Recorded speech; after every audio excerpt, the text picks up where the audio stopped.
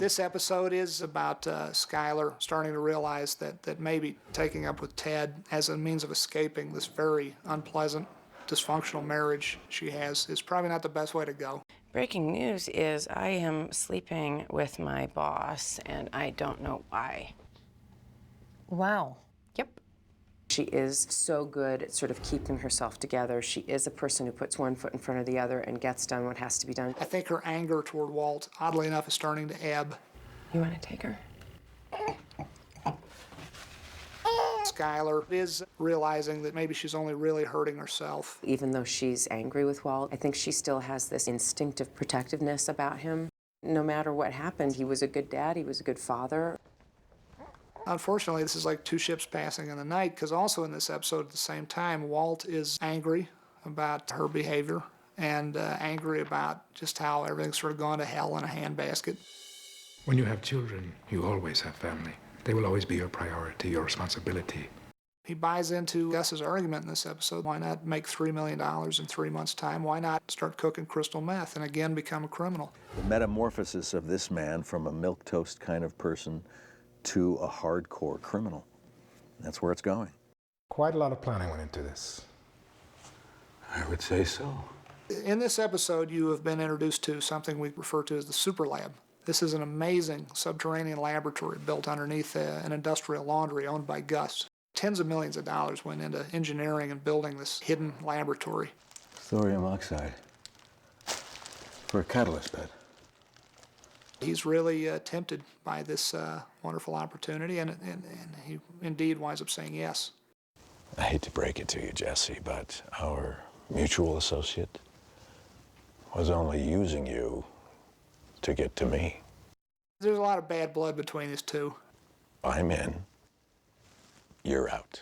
He kicks kind of Jesse to the curb, so he feels betrayed by everybody. What was the offer, if I may ask? That's $3 million for 3 months of my time. Saul's really looking for the big score. 5. I'm a reasonable guy. It's a short-term deal. 10 even, but I can't go any lower and still respect myself. 5. He's just a wheeler dealer. You're my lawyer, not his. That's the way of the world, kid.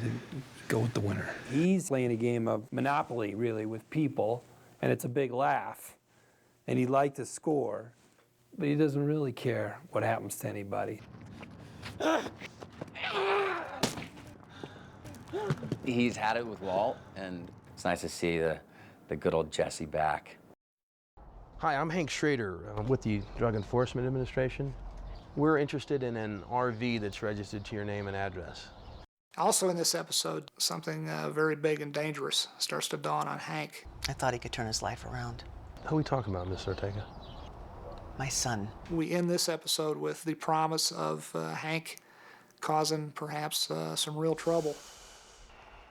And that is that Jesse Pinkman, who he busted and brought in briefly last season, is back on Hank's radar.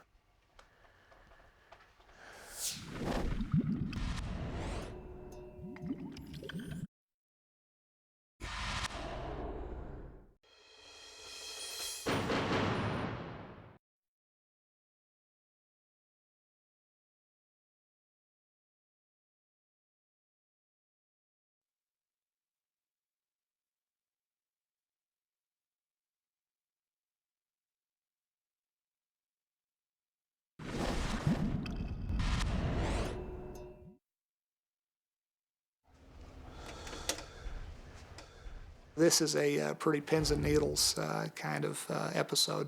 Hi. You're my new lab assistant, I take it? Yes, I am. In this episode, we introduce the character of Gail Bedecker. I suppose you'll want to hear my qualifications. Gail is everything Jesse's not. It's all about the quinic acid level. Gail is a real chemist, almost an equal to Walt. I love the lab because it's all still magic. The guy's a real brain. Of course, we're probably wondering as we watch this, gee, are Jesse and Walt done? Are they permanently over as partners? No guy that'll wipe this off the planet. No questions asked. I'll call him. This episode's a big one because we say goodbye to a very old and dear friend. This is mine just as much as yours. You don't get a gist. Oh, God. What? It's the climax of the episode. You led him right to us. Hank's just about to bust Jesse. Jesse doesn't know he's being tailed by Hank, and there's just this pure panic. Little does Hank realize that right on the other side of this very thin RV door is Walter White. So what do we do, man? So they have to just try and get out of this, and of course, Walt comes up with a plan. I literally put the script down and said, oh my goodness, I can't believe they came up with this, you know? All the characters in this show are so flawed and they're so frail. And even Hank, who is supposed to be this tough guy, and underneath he's panicking, he's got all these problems. Everybody has an exterior that is not true to who they are. My writers and I went round and round about doing this in this episode, but we finally said, now's the time. And in this episode, as you see at the very end of this thing, we get rid of the RV. The RV gets turned into little bitty bits of metal, and it has to be done because Hank has tracked Jesse to this RV, and he also realizes that this RV is a meth lab. They had to get rid of the evidence, so they paid somebody on the slide to crush it. So we had to go buy a different motorhome, identical, coloring, size, everything, and then we crushed it. So they kind of blended in 3 different motorhomes. They were outside the one as it was getting crushed. They had this one there, and then they would come back on stage and shoot the interior of Walt and Jesse having their conversation with Hank outside trying to get inside. In this episode, Gus Fring, the very good businessman / drug kingpin that Walt is now working for in season 3, is in kind of a tough spot politically. He's got these 2 cousins who desperately want to not only kill Walter White, but chop him into little tiny bits with a big shiny axe. No van a matar a Walter White. Gus needs Walt right now. He needs him to cook. He needs his super lab up and running. So he does a politically very brilliant maneuver here. Como muestra de respeto, digo que sí. He says, this is my territory. DEA agents are usually off limits because we don't want to start a war, but you know what? I respect you guys so much that I'm going to give you a DEA agent, the guy who actually pulled the trigger on your cousin Tuco. El nombre de la gente es Hank Schrader. In this moment, we're thinking, oh hell, this is going to end badly. And we're also realizing something new about Gus, that he is really not necessarily the mild-mannered, kinder, gentler meth kingpin that we perhaps thought he was. Que su muerte les satisfazca.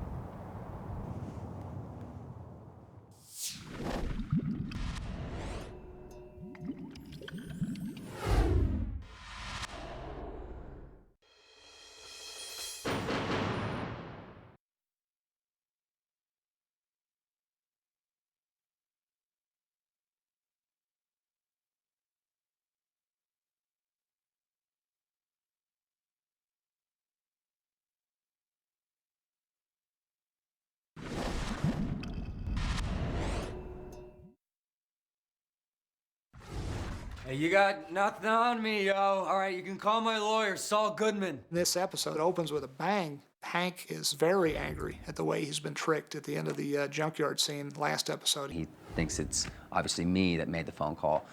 Hey, you hear me? I got nothing to say. I told you, you can call my... He just takes his aggression and anger out on Jesse. How'd you do it? Ah! Who you working with? You can't do this when you're a DEA agent, and he feels instantly bad about it. He himself calls the ambulance for this kid. He can't deal with his job anymore. This episode is about Hank's career hanging by a thread. I'm just not the man I thought I was. Episode 307, at its core, I think it's about marital love. It's about loyalty. It's about 2 people who really, really love each other and are there for each other when things really go bad. Your scumbag brother-in-law is finished. Jesse just keeps getting knocked down, and he has nothing. Walt has betrayed him. His lawyer has betrayed him. And now Walt's brother-in-law just kicked the shit out of him. I will haunt his crusty ass forever. And so he's going to try and do whatever he can in his power to take revenge and take down the DEA. I don't want a monkey. I want you. Oh, gee, thanks. Well, not interested.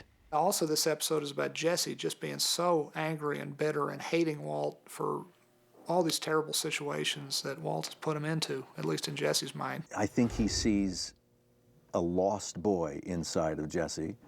$1.5 million each. He starts to feel and think of him as this unwanted family member, where as much as you don't have in common or don't even particularly like him, he's still family. And you don't give up on family. 50-50. Yes, 50-50. Okay. He wouldn't mind the $1.5 million, in cash he would get. So he's like, yeah, I'll do it. Because he loves to, that's his world. That's what he knows best. Shredder. The shootout that ends this thing is just a slam bang. Hank, his brother-in-law, is getting closer and closer, sniffing out the truth. 2 men are coming to kill you. Come again? They're approaching your car. You have 1 minute. And gets in trouble for it, for getting so close. And only survives because he's gotten a secret warning from someone we probably assumed to be Gus. The Jeep Commander is our character Hank's car.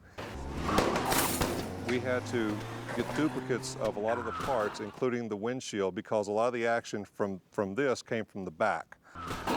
So we had to configure the back to where it wouldn't physically hurt somebody, but we also could interchange parts. This one ends big, and I was very proud of it. I love the way Michelle McLaren shot it. At the end of the day, particularly this season, the Hank character is the only guy who has a moral core. That's the way it happened. I accept the consequences. He's the only guy that steps up and says, I'm not going to lie, I'm going to do the right thing, and I'm going to be honest about it. And then he gets, shot to shit.